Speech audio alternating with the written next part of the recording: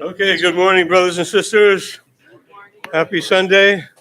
I was a little nervous, but the last 2 minutes, we doubled our congregation. More people came in, so I told somebody to go knock on some doors to get more people to come, but we're doing pretty good. We have people in Alaska and people watching on by Zoom at home, so we're not empty. All right, so just a few announcements, just a couple of announcements. Begin with Achieve. I don't know if you've heard about it. It's like leadership training. So there's a little video about it. Have you ever felt stuck? Unclear as to what you're feeling, where you're headed, how to overcome your uncertainties? Have you ever felt you could do more, be more, but keep getting bogged down by all that life throws at you? Have you ever wanted a life full of life, living with purpose, leading with passion, loving with excitement? Have you ever dared to unleash your full potential? If your answer to any of that was yes, we're excited to announce a brand new program starting this fall, and we're calling it Achieve. Achieve is a 12-week-long life and leadership optimization program curated to guide you to design a life that guarantees your success in your major areas of focus. This is done through 12 engaging sessions based on world-class insights on high performance. You'll be filling out your Achieve workbook designed to guide you through this course and beyond. You'll also have access to professional certified coaches. In fact, each participant will get to have 6 one-on-one coaching sessions where you'll be coached around your limitations to discover your blind spots and create results that you would have never imagined. To share a little bit more about this, here's head coach Justin Okamoto. Hi everybody, my name is Justin Okamoto and I'm going to be the head coach of this Achieve program, and I am so excited for this program, and let me tell you why I think you should be a part of this program. I don't know if you're like most people in the world, but sometimes in life, we get stuck, right? We feel like we're not quite moving in the direction that we want to move, or we're not quite moving towards what we want in life, whether that be in your relationships or the impact that you want to make, your ministry, your business, right? Or maybe you're somebody who has this, really big vision, and you're making moves, you're moving, but it's not quite ending up the way that you want it to end up, right? You're not seeing the results that you want to see. Well, let me tell you 3 things that this program can offer that's going to make a huge difference for you. Number 1 is clarity. So getting clarity in your life about who you are, about what you want, about what it's going to take to get to where you want to go. That's a huge step in breaking through anything in life. Number 2 is structure. The Wiser system has this incredible way to create structure in your life. Weekly, hourly, daily structure, knowing exactly what it's going to take to get from where you are to where you want to be. And number 3 is coaching. I can't tell you enough what a difference coaching has made in my life. Just having somebody that can listen to you, that can ask empowering questions, that can help you understand, those blocks inside, those internal blocks that sometimes stop us from getting to where we want to be.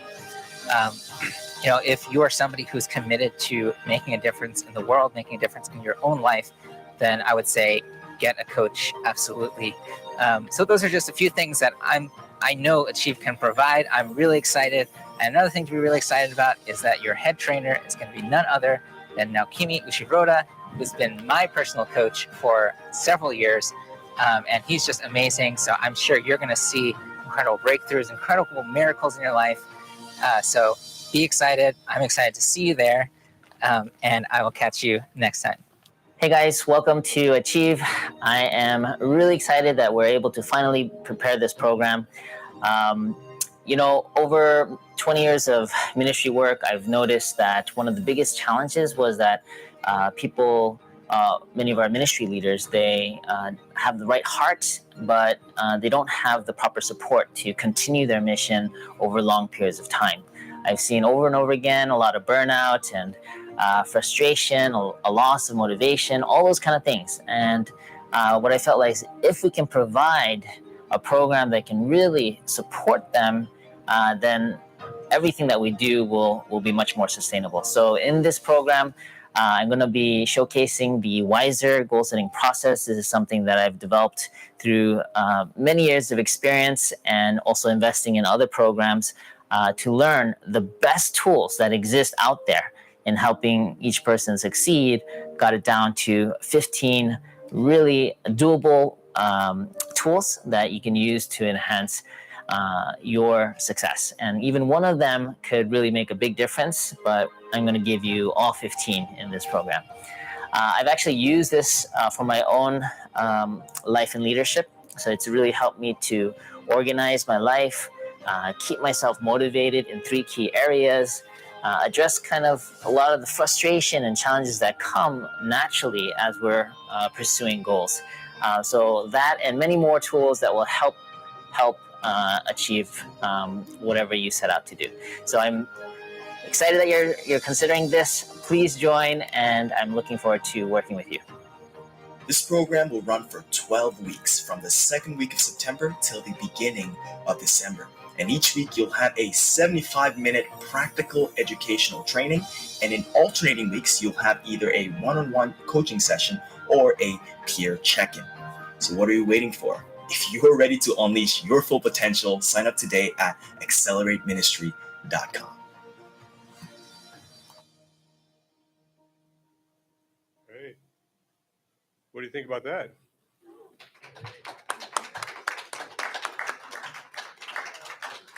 I think it's great that we offer. I know for many of us, the first gen, we had no training. It's just the leader trusts you, go do it. Go run a business. Go do without any preparation. So that we're developing not just outside sources, but our members who have been trained by professional sources to offer this kind of opportunity. The words I picked out were life and leadership optimization. What a great concept. So I hope some of you or some second gen can attend. They're putting a lot of effort into making it a great program. So good luck with that. Next, Family Fest. Got a question, Alex. Is it Zoom or is it in person? What? Zoom. Yeah, definitely Zoom. Family Fest is in person though. There's flyers out there. Burgers and hot dogs and games. It's a little hard by Zoom, but you have to cook them yourself. But, we'll get the smell of the grill, in your house, But anyway, there's some flyers. We've done this before. Achieve is a new program. This is something we've done a few times, and it's really been a wonderful, just to have fun and socialize with other members in the community. So please grab a flyer. Also, you'll get the email about it in your inbox. As you probably all know, Pastor Justin is in Kodiak. So that's a very special program. Dr. Young is there. Those who join Morning Devotion, you already know, as he's been recording. And as has Heavenly Honey, who some of you know, all different hours. She gets a call. We're recording in half an hour. Okay. It's a little challenging for her too. So that's great. Anyway, it's an opportunity to hear a wonderful message. But let's invite the song team up first.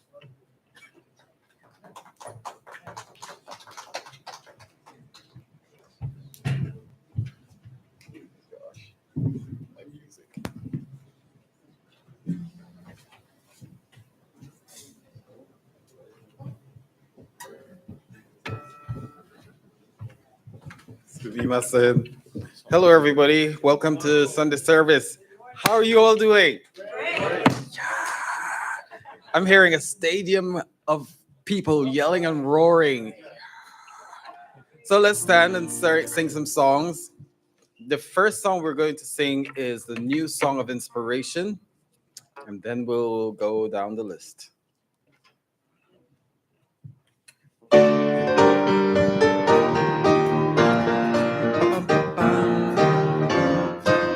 Everybody sing here. Upon the earth I came to life in the world God prepared. One rejoicing land of freedom I am chosen to bear, to reveal the truth of God, His purpose and His will.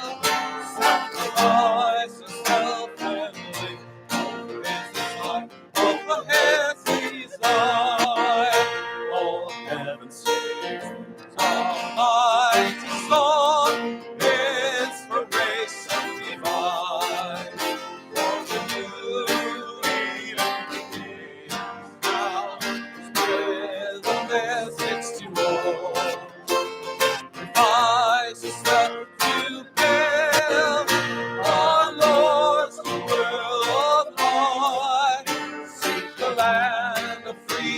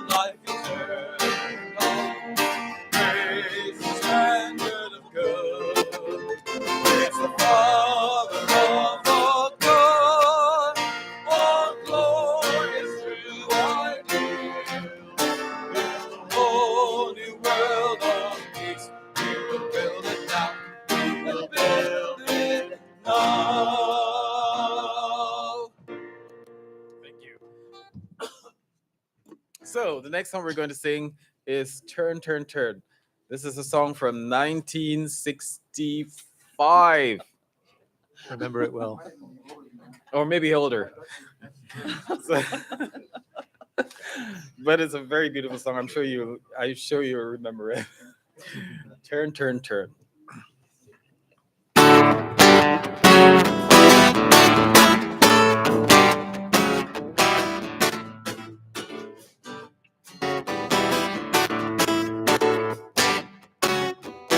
To everything, turn, turn, turn. There is a season, turn, turn, turn. And a time to every purpose under heaven. A time to be born, a time to die, a time to plan, a time to reap, a time to kill, a time to heal, a time to laugh, a time to weep. To everything, turn, turn, turn.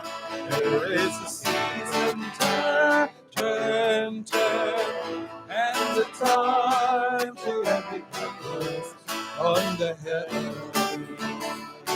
A time to build up, a time to break down, a time to dance, a time to mourn, a time to cast away stones, a time to gather stones together. To everything, turn, turn, turn. There is a season, turn, turn, turn. And a time to every purpose under heaven. A time of love, a time of hate, a time of war, a time of peace, a time you may embrace, a time to refrain from embrace. To everything, turn, turn, turn. There is a season, turn, turn, turn. And a time to every purpose under heaven. A time to gain, a time to lose, a time to rent, a time to sow, a time for love, a time for hate, a time for peace. I swear it's not too late. To everything, turn, turn, turn. There is a season, turn, turn, turn. And a time to every purpose under heaven. Yay! This is a very beautiful song, but it's very complicated. So let's move to the next one. It's called Still. This is another beautiful song. It's almost like a meditational song, but we'll sing it with spirit. Still.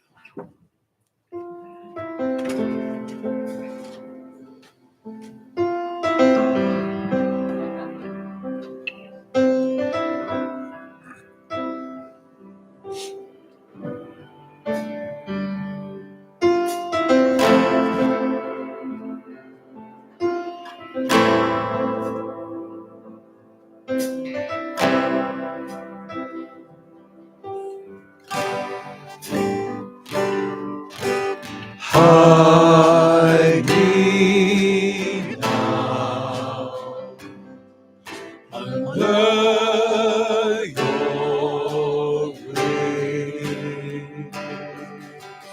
Cover me within your mighty hand. When the oceans rise and thunders roar, I will soar with you above the storm. Father, you are king over the flood. I will be still, know you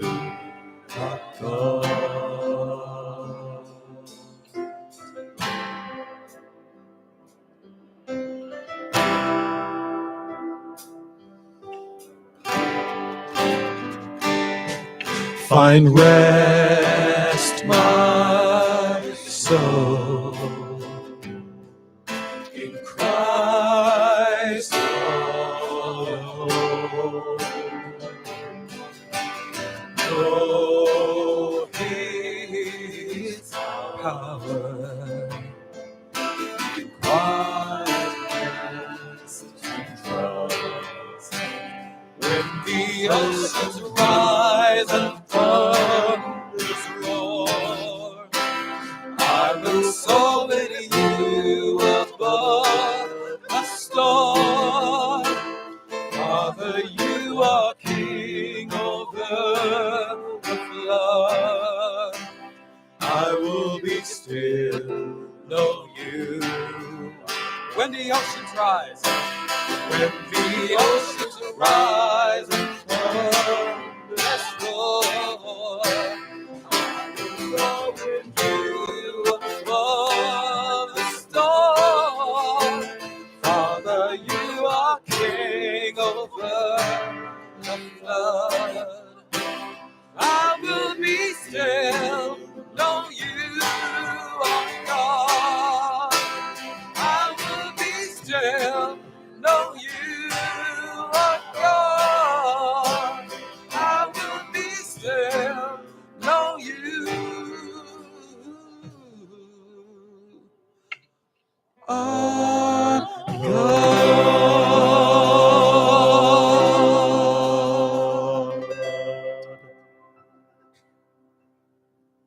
Amen. You may be seated.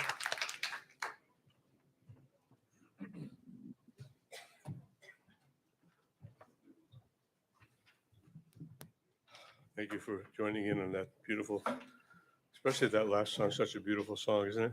Yeah. It starts still and then it builds, right? So that's the way our life of faith can be as well. We have a special offering. Raul, in addition to leading songs, he wants to make a special musical offering as a commemoration.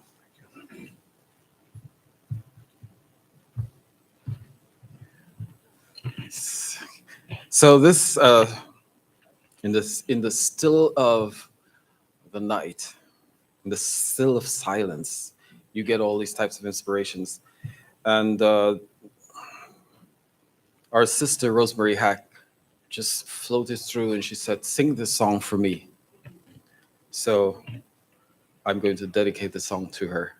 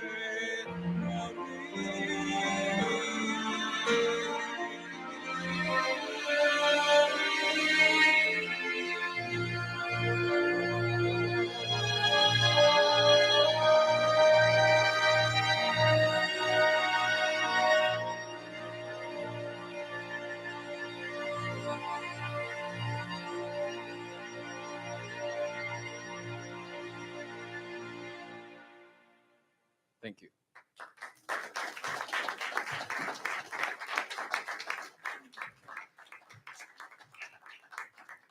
Thank you, Raul. That's a traditional song for memorial services. When my mother-in-law passed away from a devout Catholic family, the family asked me to sing at the service, and the priest had a list. You have to pick one of these songs. They're very, very clear, not to break tradition. And one of the songs was Ave Maria. It was also a very internal song, just like the previous song that we sang, Still, really something internal to move our hearts internally. Dr. Young has been stressing to really connect with our hearts, not to be dominated by the environment, by what we wear, what we eat, what we drink. So that prepares us. This morning I was praying about that point before morning devotion, about not being dominated by the environment. And while I was praying, I thought, what's the weather going to be today? What should I wear? Oh, darn it. Anyway, thank you, Raul. Thank you, music team. Now we have an opportunity to hear with someone we haven't heard from for a while. She's the head of HR for HSA, so pay attention or you might get fired. So also, she's spent a lot of time in Kodiak and on fishing boats, and that's where people are up in Kodiak now. So she's connected in heart, and as our hearts are connected with those up there. So let's give a warm welcome to Susan Bouachri.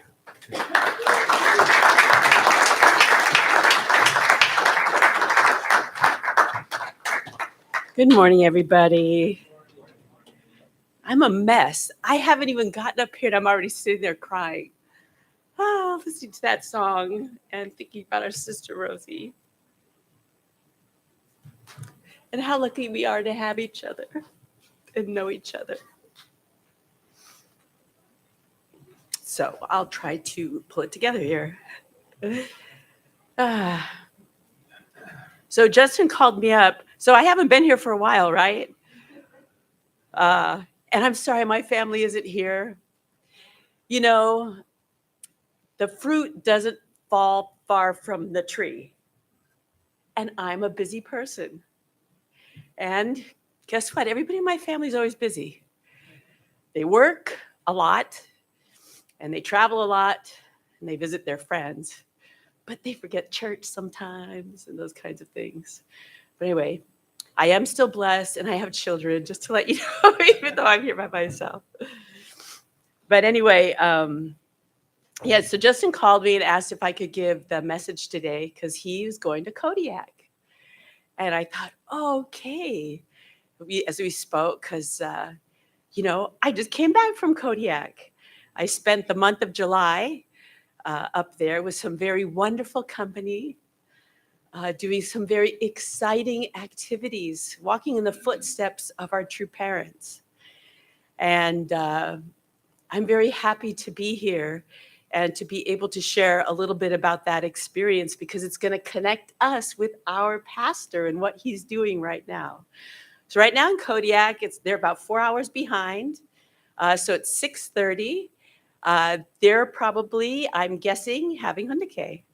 Maybe a simple Hundake or morning service before breakfast. I'm not sure if they're joining the church service this morning. We have a small community in Kodiak, or if because the leaders have only 3 days up there, if they'll be heading out to the water. I tried to reach somebody this morning to ask what the schedule was, but it was like 4 a.m. when I was texting, so I didn't reach anybody at that point. So anyway, today I'm here to share a bit about how I spent my summer vacation, or to heaven and back. And in choosing this title, I'm not saying that heaven doesn't exist here at home, but as we heard in the advertisement for Achieve, sometimes we can get stuck in a rut, and God will help lift us out of that and show us something new and something bigger. So to start us off with a bit of Hundake, there's a couple of quotes here. If you have God's love reflected in you, you want to reach out to every corner of the world because God's mind is like that. If you have that attitude, the people around you will be attracted to you like iron filings to a magnet. When the universe revolves around the universal commitment to love, your overall sphere of influence unfolds to embrace everything.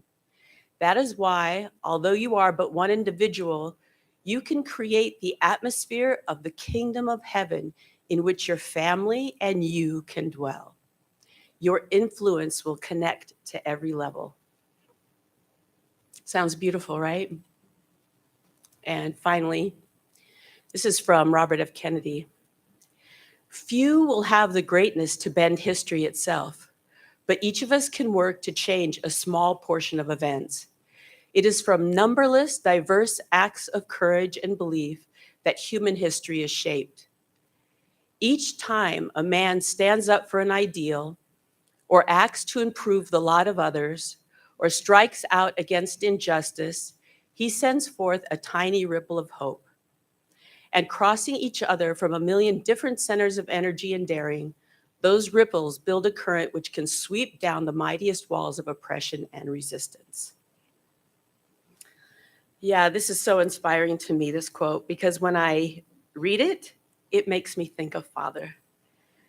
There are few people who've been able to bend history, but I feel like Father has wrestled with it and bent it. And along the course, he pulled all of us in. He pulled all of us in, and we're part of that process as well. And he invested a lot in giving us this vision so that not only just following exactly what he did, each one of us can take in the heart and the lessons and pioneer our own course, making things change and helping shape a new history. That's our legacy. What a gift. What a gift to have known a man and a woman like our true parents and to have been given this understanding of what's possible in this lifetime. So most recently in July, I had the opportunity to go up to Kodiak and join the National Ocean Challenge program.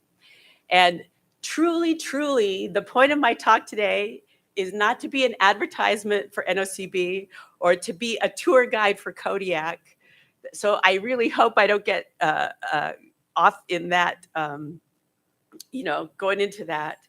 But really from the things that I learned and experienced, because it's been truly, truly a blessing to be there. Just to tell you a little bit about NOCP, it was started, I think, around 2004. And just like many really wonderful programs that are taking place in our community right now, this was a grassroots effort. It wasn't any voice on high saying you have to, well, yes, I guess it was God's voice on high saying to a few brothers who had Ocean Church and Ocean Challenge experience, hey, you should show your kids the glory and the joy and the challenge that you experienced out on the water.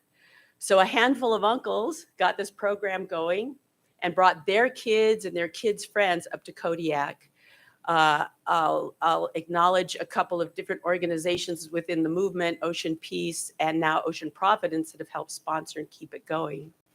But anyway, it's been going, and over the years, it's kind of grown and developed and continues to grow. So a couple of times, like around maybe 2015, 2016, Clint Woods was one of the organizers, and he at one point said, Susan, I heard you were involved in the ocean. Maybe you'd like to come up and join us sometime. And I thought, well, I don't know. That was a long time ago I was doing that.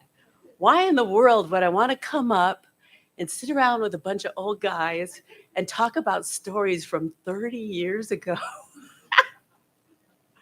No, I don't think so, but good luck. And then in 2019, Taz Nabersi took over. And somehow, anyway, please forgive me, Clint, but somehow something in my mind opened up to the possibility and the purpose of going to Kodiak. You know, Tasna's a really wonderful sister. We've known each other for a while. She's got a lot of experience with education and programming. She really knows how to run a workshop. But suddenly, just knowing more young people were going to be involved in this, somehow it suddenly became a lot more attractive to me. And so in 2019, I agreed to go. It's a little bit of a challenge because I still work while I'm up there.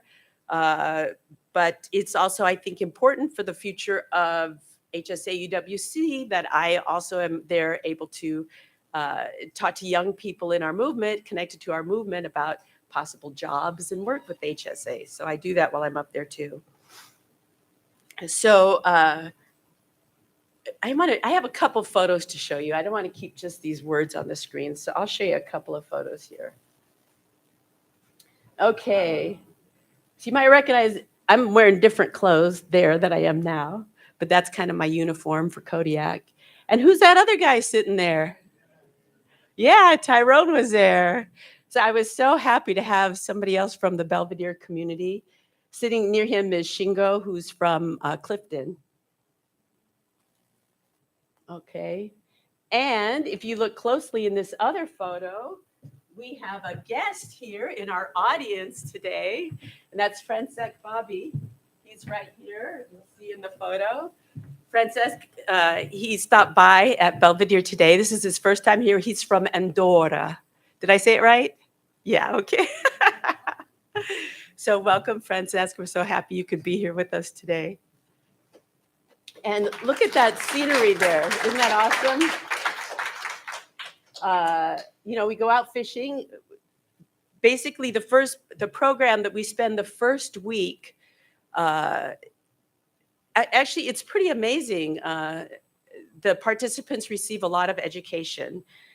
We teach them about boating skills, fishing skills, navigation, and then we go out on the water for about 2 weeks of fishing. Just to give you more taste of Kodiak. Now that's from my little 5-year-old iPhone SE. So if I can take photos like that, imagine how beautiful it really is. Okay, so I'll leave those photos up for you to look at. So actually going to Kodiak for me is quite a, it's a unique experience. It's not just going up there for NOCP.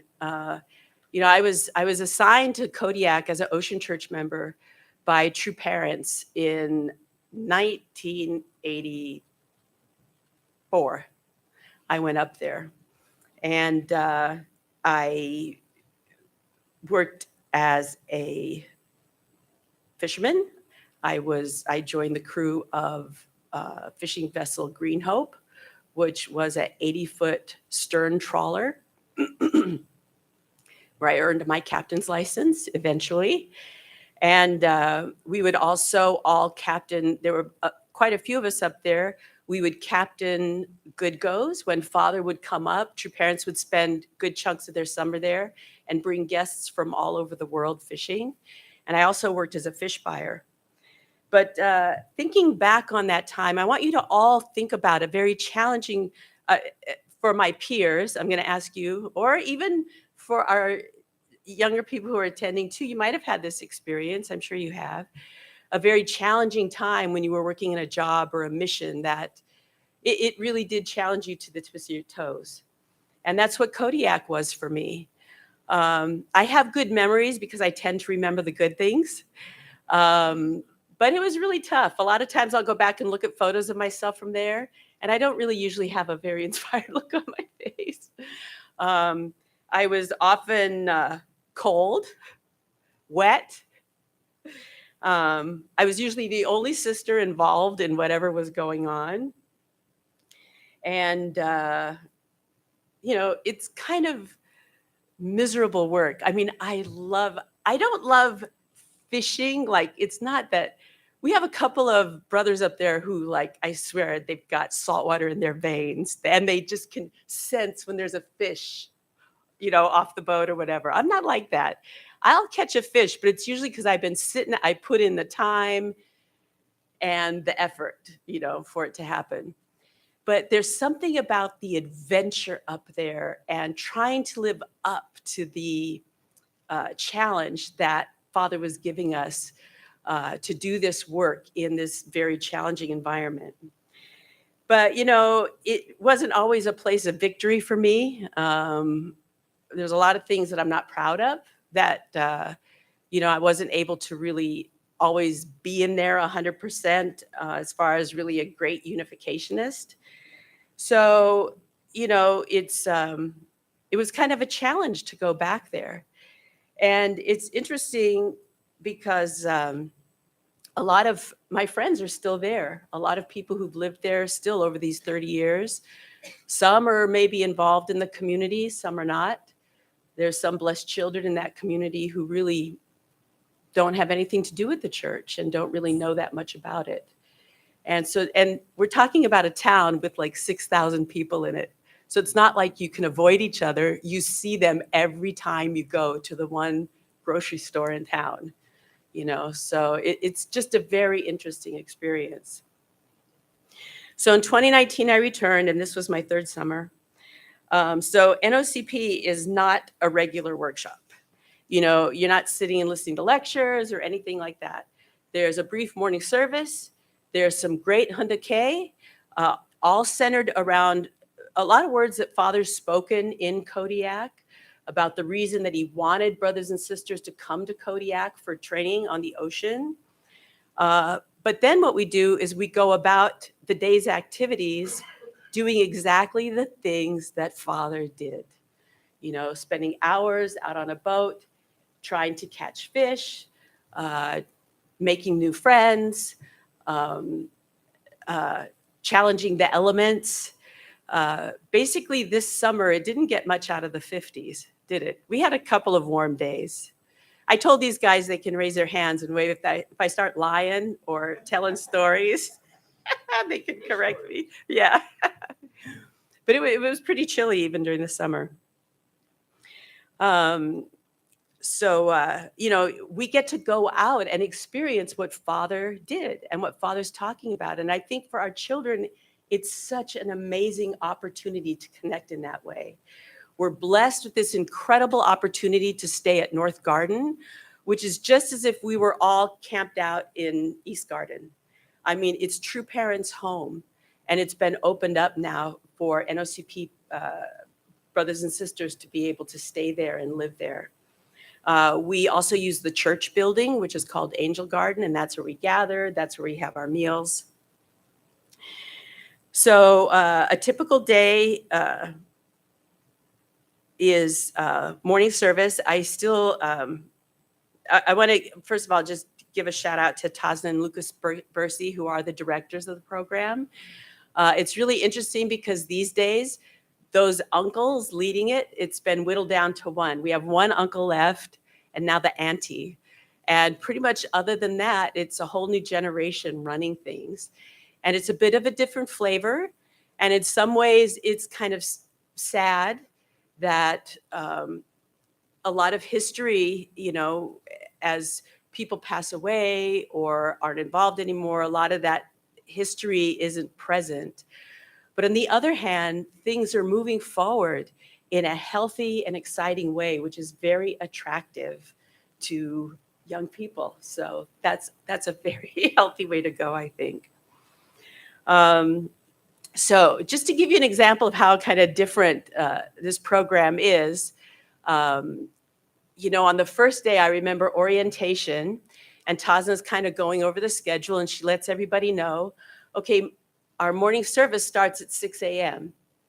So one brother, a third-year GPA graduate, raises his hand, and she says, yes. And he goes, what time do we have to wake up? And she says, whatever time you need to wake up to be here at 6 a.m. We start at 6 a.m. And it was like different because nobody's chasing after you to tell you, now it's time to wake up. You better remember to brush your teeth. Oh, did you pray today? No, we're all adults. We're all adults and we're responsible for the experience that we have. And the amazing thing is that everybody brings their A game. It's just amazing without that kind of overstructuring and stuff, that everybody still absolutely brings their A game. We all step up and give our best, even though that schedule can feel grueling. Real growth is taking place. I go through lots of changes when I'm there, and they're very healthy changes. It's amazing how getting out of our rut, right, allows us to really see again from God's point of view. You kind of have that bird's eye view, that 30,000 foot view, rather than stuck in the weeds, which we can get in our daily routine and with our family routine and our really close relationships. So this is something that I want to really keep going as I come back. And I hope something that we can share today. Because even though Achieve sounds like a great way to get out of your rut, there are other ways to do it too, by stepping back and really trying to take that bigger view of our life and the options that we have. The most valuable experience while I'm there is that the phone gets put away. The screen is off. We've got 30 or 40 people to have great give and take with. And even out on the boat, I'll tell you one of the joyful secrets of Ocean Church. As busy as our lives were growing up in this church, Ocean Church is the only place I knew of where you had an excuse to hang out and spend quality time with each other as you're sitting out on the boats hour after hour after hour. Maybe it happened in bands between runs on MFT, but in Ocean Church, we really loved each other. We really got to know each other from spending these hours together out on a boat. So I'm still doing great. I've been home now for almost a whole month. I haven't opened Netflix once. Did find myself the other day scrolling through Apple News, which I then realized, and I turned it off. But what that allows, I find my own self-talk becomes absolutely positive. It was self-talk, those voices running through our minds all the time, right? Not the schizophrenic ones, but all those little ones that chase me. I don't know about you guys, but they chase me all the time. Oh, you should do this. You should do that. Oh, what about that? And, to where I end up with every single minute of the day scheduled or feeling bad that I didn't, or this kind of thing. But what happens is my self-talk turns completely positive. And guess what? When we can do that, we start seeing possibilities. We start seeing opportunities. Opportunities connect to somebody new. We start having new ideas about the way that I can do work better, a new way I can invest in my community that might be inspiring or lift up somebody else. I start to see new approaches to relationships, like, oh yeah, I do always talk like that to Jamel. Really, I should try something different. It's amazing when we can open ourselves up to that, because we have that foundation. God is with us all the time. We are blessed people. God is with us. But so much of the time, we're just stuck in this routine. We can't hear the opportunities. We can't hear what God is saying to us. So that's really been a really wonderful blessing there. So something special really starts to take place in this setting where, 40 people have come together from all parts of the world. And that is, we start to create a community, right? Now here we have our community, and sometimes we kind of take each other for granted because we've all known each other. Most of us have known each other for a really long time. And we kind of have each other defined in our minds. Oh yeah, he's like that, or she said this to me once, or whatever. We can take it for granted. But with this new community, it can be such a powerful and motivating thing. I watch people get to know each other and kind of out of nowhere. And I mean, the people who gather were not perfect. Some are coming, you do get a chance to share over that time, and you realize some are coming from really challenging situations. You know, maybe somebody's parents paid to have them come just to get them out of a situation that they are stuck in that's really taking them in a wrong direction. So there's people coming from all different situations, but you get together and suddenly you see that person step up and offering words of encouragement to somebody else because our original minds are really free to act. So this community building that takes place is really a precious thing. This really hit home to me one night. We're getting kind of towards the end where it's starting to kind of register that we're not going to be here doing this forever. And we had a sister with us. Her name is Des. Some of you might have, if you watch Morning Devotion, she shared a testimony on Morning Devotion back in June. She's a new member. She was witnessed to down in Virginia, I think, and she lives at the Carp House in Maryland. And she was really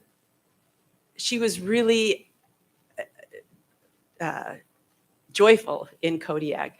She got COVID right in the middle of the program, which talk about a bummer, boy, to get your sea legs and be in the swing of things and then have to take a whole week out and then to start all over again. After a week of isolation in the midst of all this little bit of heaven going on was pretty tough. But towards the end, she shared very honestly, and it really, really caught my heart and made me wake up to the blessings that we have. She shared that as this time together was coming to an end, she didn't want it to end. She didn't want anybody to leave because what we have here is so special. We're a family. We've experienced love with each other and we have connection with each other. I don't want to leave this place. Yeah, I signed up for GPA. I'm going to go to GPA. But what if this all isn't real? What if GPA isn't like this? I mean, everybody tells me wherever I go in the church, I'll find this family. But what if it isn't that way? I don't want to leave you. And as I heard her share this, it really woke up something in me, a memory from a long time ago when I didn't have this community and how often I felt alone or I hadn't learned about God yet. I didn't know the principle yet and hadn't learned how close our Heavenly Parent is to us. And so it really, made me sit back and again, be grateful for this community, this precious community we have. So, at home, as I mentioned, I'm often beset by this busy schedule, which can lead to stress and anxiety. I think anxiety, it's said now, it's just a part of daily life of Americans. Again, part of it is induced, right, by our constant checking in with things not around us, things distant, other things going on with our phones and stuff. But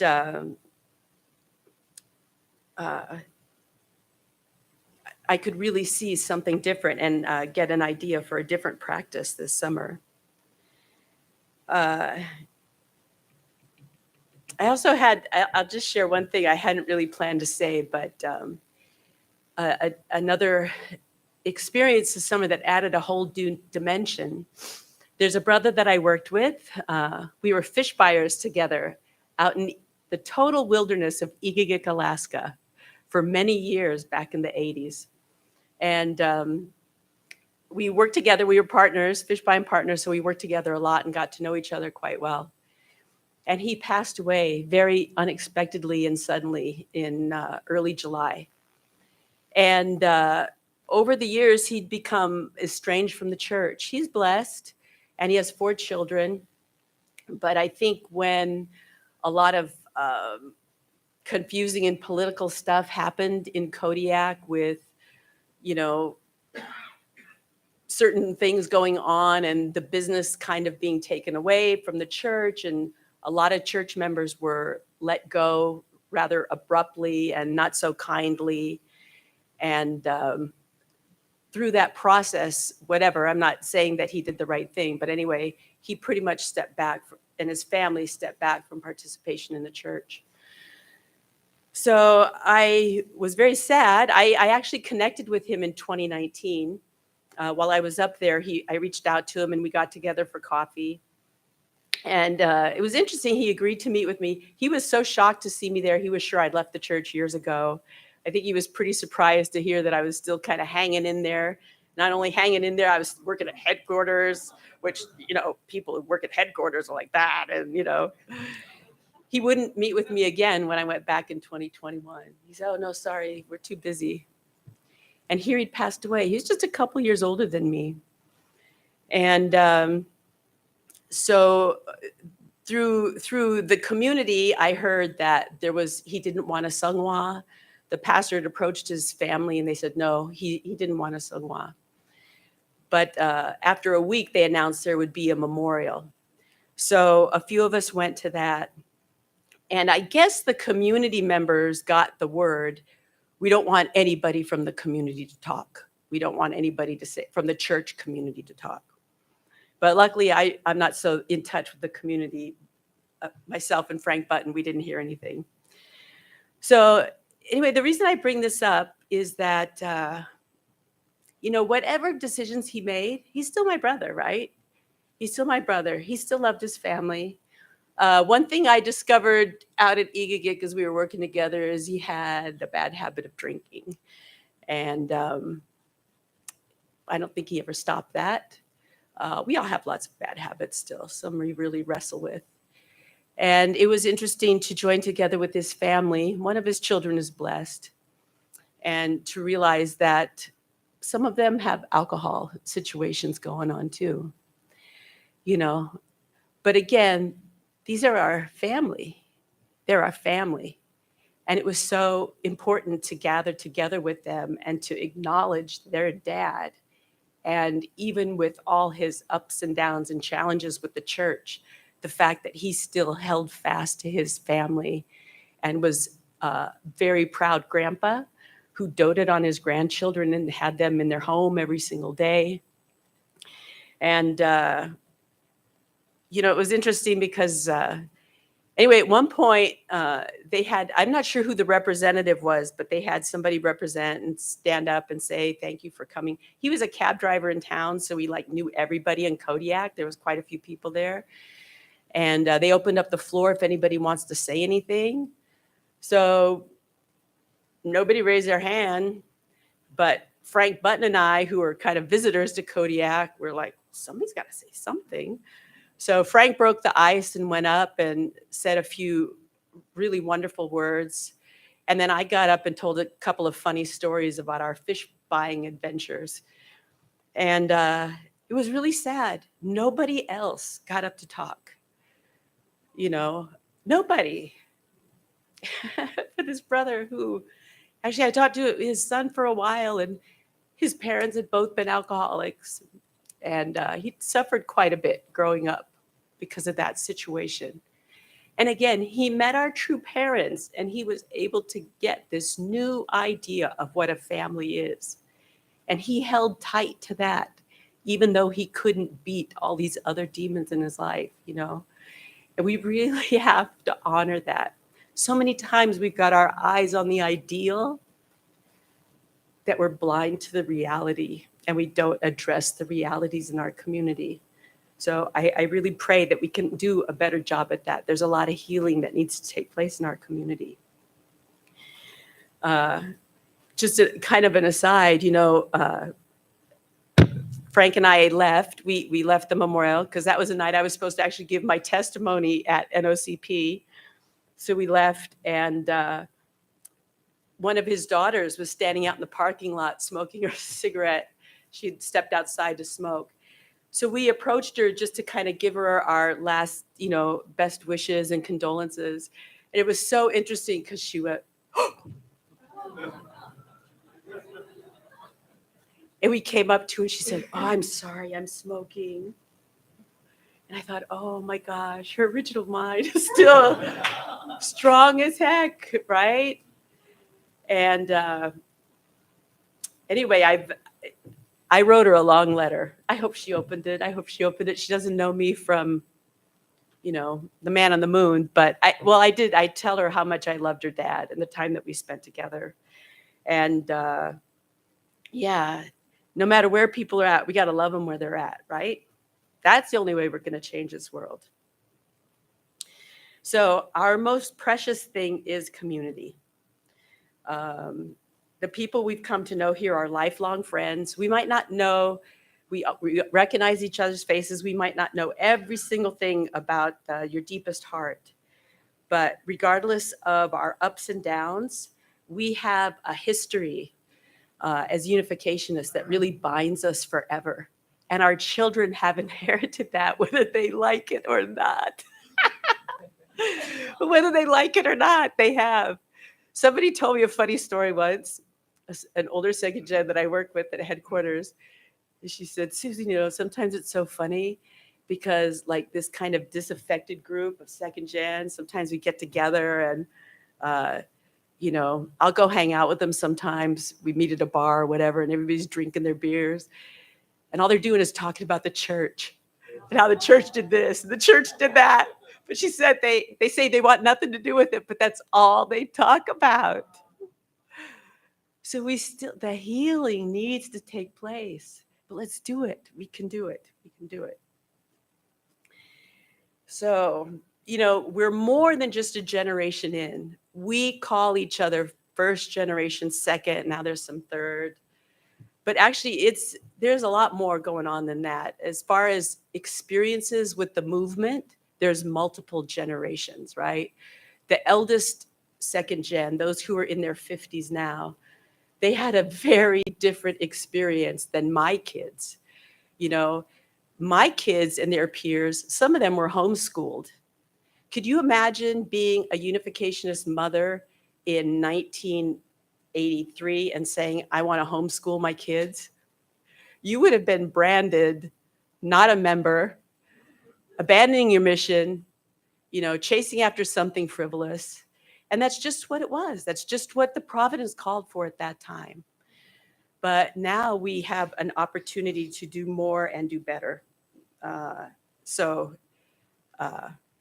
we can get on with that. And I feel like NOCP gave me a taste and a vision of that. And it's interesting because as I'm gathered together with these incredible people that I get to know, I learn so much, and so much healing goes on in my heart. It's just an amazing experience. And I'm going to embarrass you guys a little bit, so forgive me. But, with Tyrone, I had the experience so many times of being next to him on the boat and feeling I was standing next to his dad. It's just this steadfastness, and beyond his years. But wherever he went, he brought like this steady, solid presence wherever he went. And I saw people respond to you that way.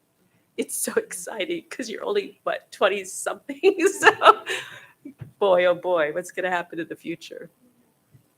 And Francesc, he's such a special brother. He is so sensitive to God's view of things, and he sees God working in so many situations. I can't even explain the situation well, but if he was on the boat, he could see and he would bring up how God was working in a certain situation, or he'd be right there and say just the words somebody needed to hear to give them encouragement and, again, a reminder of what we're there for and what we're doing. He created this one exercise we did one night. There was time. We created these jigs. You know, a jig is it's a setup that you put at the end of your reel, and that's what goes underwater, and that's what moves around in the water and attracts the fish, right? It's got a hook on one end, and that's what the fish bite. So everybody could paint their own jig, and it was so interesting to see. Some people really tried to copy like the jigs that we were using out on the boat. One brother painted his completely black, which didn't work very well because I don't think the fish could see it, 100 feet down where it's pretty darn dark. And anyway, on his boat, whatever boat that Francesco's on, I don't even know. I wasn't on your boat when this whole story happened, so maybe you can enlighten us later. But everybody, you were blessed. Everybody was blessing your jig, or you were allowing everybody else to use your jig. Yeah. So towards the end of the program, so this is kind of a special jig. It caught some good fish, I think. Yeah, maybe some really big fish. So this is really special. And everybody's talking about how like this is a special jig and we'll keep it and treasure it forever. And on like the last day of fishing, we were out and he was letting somebody else use. Can you imagine how precious this thing is? And he's letting other people use it. So somebody else was using it and it got caught on the bottom. Okay, so once it's caught on the bottom, it's kind of like really all over, But anyway, the captain knew it was a special jig and he started doing all this maneuvering with the boat. Everybody else reeled their lines up and we were trying to reel it in and get it unhooked. And at one point, I'm not sure exactly what happened, but in the confusion of thinking it was back up and thinking we had it and maybe tangled with another line, the captain cut the other line and it turned out to be the line that was Francesque's special jig. So it was there. And in the moment, what did he do? He blessed it. I mean, we had another activity that was going on, but he blessed it and kind of acknowledged leaving it there in this special place of Kodiak. No animosity, no upsetness, no nothing. It was just really amazing.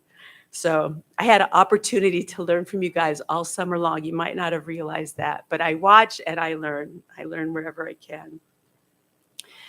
So, Justin mentioned to me that community has been the theme of, I guess, several talks that he and also Reverend Clark have given over the last month or so. So I just thought, oh, that's just so great, because that was really my revelation and an experience from this summer too, is really how precious community is. So I just wanted to share a couple of things that have been my determination since I came home. First of all, I know that we need to be intentional if we want to appreciate our community and hopefully add to our community. We have to be intentional about it. Nothing happens without that clear goal.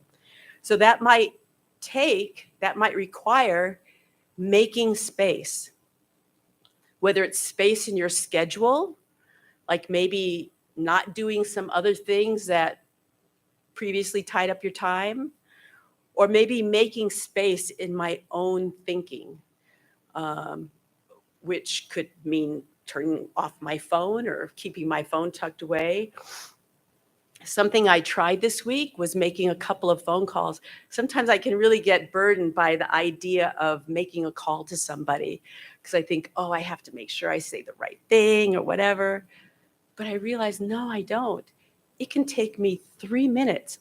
And I did that. I called 2 different people this week, people that I don't always see, but people I've known for a long time. And I just called them up to say, how you doing? Give them words of encouragement and say, it's great to check in. I just wanted to see how you're doing and keep up the good work. Actually, one I saw on LinkedIn, got a new job, and the other one just had a new baby. So it was a good chance to call up. But I made space for that kind of thing, just to connect in a new way. Another thing we can do, of course, is pray for others. And again, I can feel so stressed out sometimes about praying for other people to the point where I don't do it. It's so silly. Am I praying for the right thing? How long should I pray for? Am I really praying on the, in the way that they need?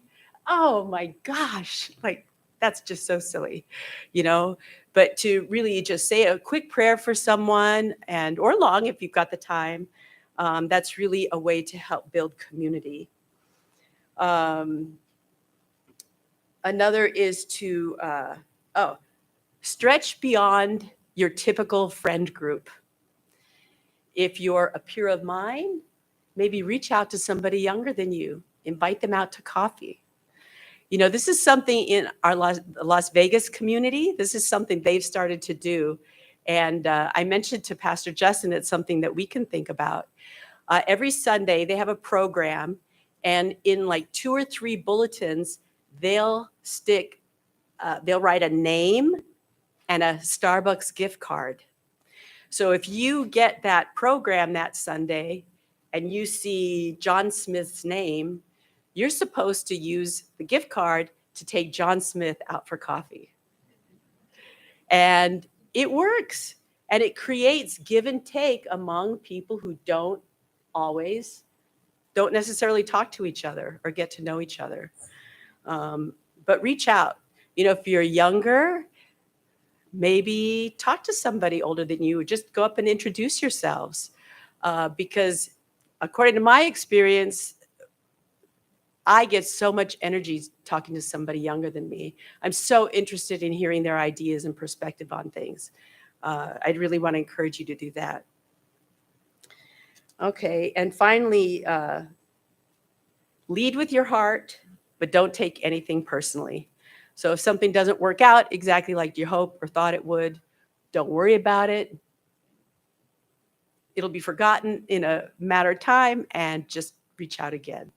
So we don't have to worry about that. God wants to work through us in any and every situation he possibly can. So thank you so much for your patience. I'm so grateful to share this experience with you, and I really pray that I know that next Sunday we're going to have a great experience even listening to Justin's time, what he's learned and done in Kodiak. And in the meantime, let's really put into practice community building. Even amongst our old friends, we can make new relationships. Please join me in prayer. Good morning, Heavenly Parent. We thank you so much for this day. It's Sunday, the first day of a new week, and the time that we traditionally gather together. Oh, my Father, this world is such a beautiful place. Such a gift you have given us, with surprises around every corner. If we're open to them, we can see them. The greatest surprise, though, is what we can find in relationship. And I pray that we can really open our eyes and open our hearts anew to new relationships and to relating each other in a new way. Heavenly Parent, the greatest gift that our true parents gave us is the community that's been built over several decades. I pray that we can be wise in how we live that out, and that we can remember it each and every day, not to lose an opportunity to add to that community, to meet somebody new, to invite a friend, a neighbor to be with our community, maybe to reach out to an old friend too and remind them how much they're loved and cared for. I pray that we can really begin to put these things into practice as our daily habit. We thank you, we love you, and pray that we can express that each and every day in the decisions we make and the conversations we hold. We offer this time and this prayer together to you in the name of the Bouachri family, a blessed central family. Adieu.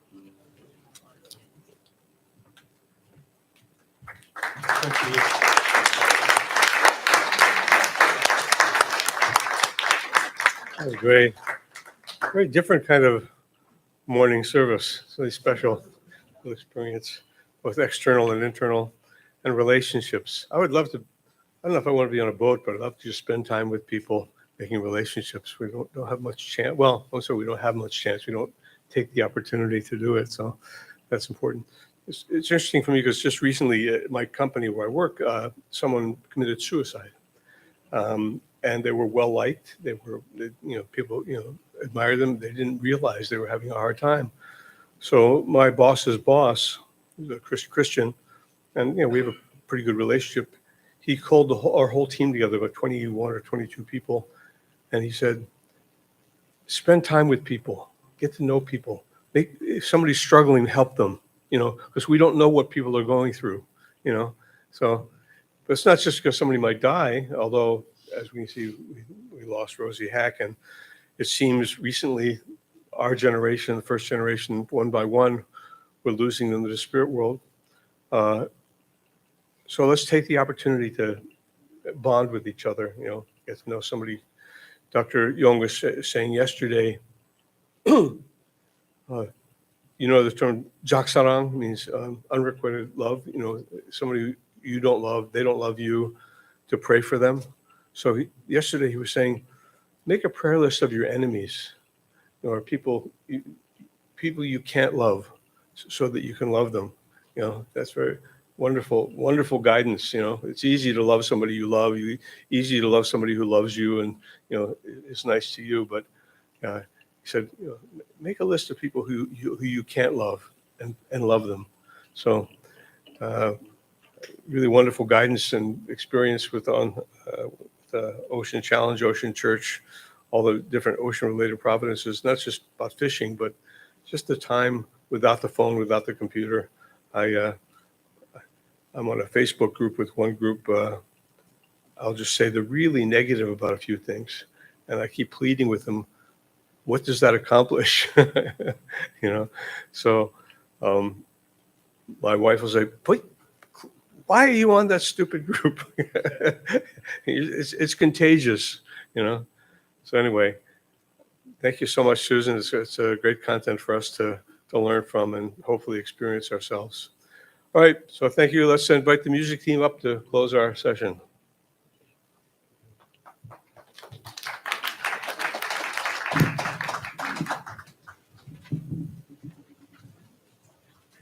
Thank you, Susan. That's my neighbor.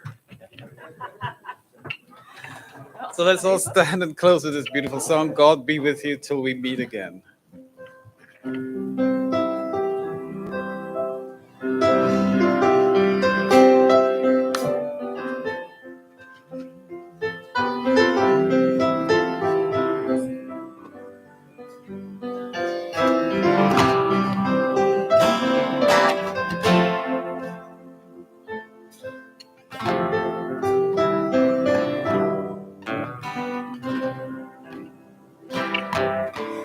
God be with you till we meet again.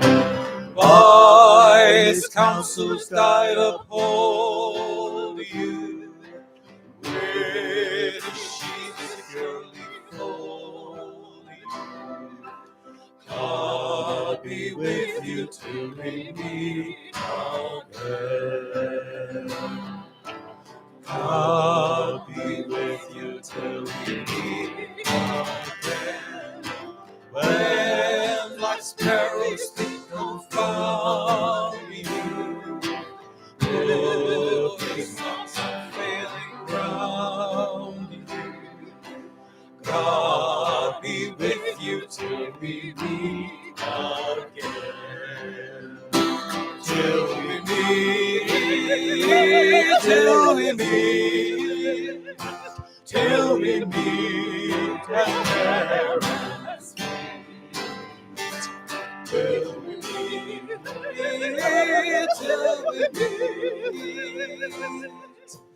God be with you till we meet again. God be with you till we meet again. When life's perils they confound you, look is not trailing around you. God be with you till we meet again. Till we meet, till we meet, till we meet again.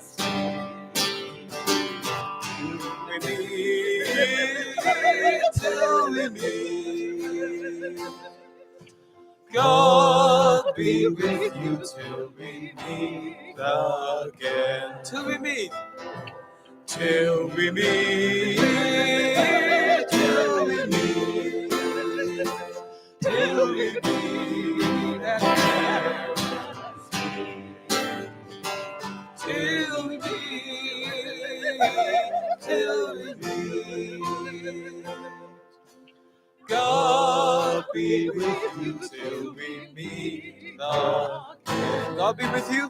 God be with you till we meet one more time. God be with you till we meet again.